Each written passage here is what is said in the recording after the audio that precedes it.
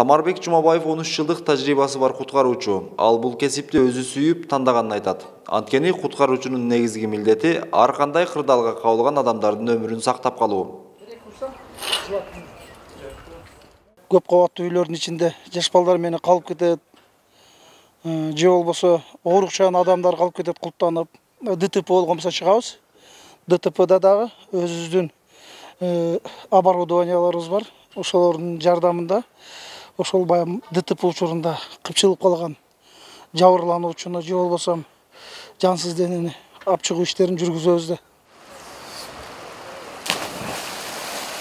Куткаруучулардын жумушу айрыкча күн жылыган мезгилде көбөйөт. Ар бир адам эле куткаруучу боло албайт деген Самарбек Жумабаев физикалык даярдык мыкты болуп, күндө машыгып туруу керектигин айтат. Сабактар бар, ар өзүбүздүн кесиптик сабактар бар, аскердик сабактар, бүт сабактар бар. Ошолордун арасында дене тарбиялык сабактар бар. Физический подготовка бар бизде. Ошол тышта жүргөн жарандар айтып калат, сиздер кандай иштейсиздер деп. Себеби основной баягы труптар менен иштешип калганда көрүп айтышат да.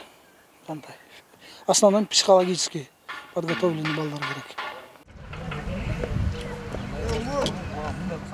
Өзгөчө кырдаалдар министрлигинин Ош шаардык башкармалыгынын куткаруу кызматында 18 кызматкер нөөмөт менен эмгектенишет. Жыл башынан бери кызматка 250ден ашуун чакыруу түшкөн. Ал эми пандемия учурунда да куткаруучулар четте калбай көмөк көрсөтүп келүүдө. Ушу кырдаалда бир эле куткаруу иш-чарасына эмес, бул жерде дезинфекциялуу иш-чаралары, анын ичинде ошо адамдын өмүрүн куткаруу иш-чараларында толук кандуу катышып келатат. Бул жакындан айтып кете турган болсок, ушу өзгөчө абал киргизгенден баштап эле өзгөчө кырдаалдар министрлиги тарабынан ушу дезинфекциялоо иш-чаралары өзгөчө кырдаалдар министрлигине жүктөлгөн. Бул кырдаалда азыр Ош шаардык башкармалыгы толук кандуу иш алып кетип атат.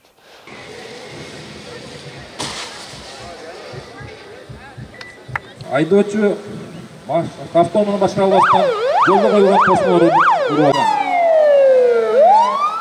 Эртең 1-июль куткаруучулардын кесиптик майрамы белгиленет. Бирок алар бул күнү да адаттагыдай кызматта болуп, ар бир чалууга ыкчам жетип баруу аракетин көрүшөт. Эрмек Муратбек уулу, Мунарбек Арзыбек уулу, Пирамида Ош.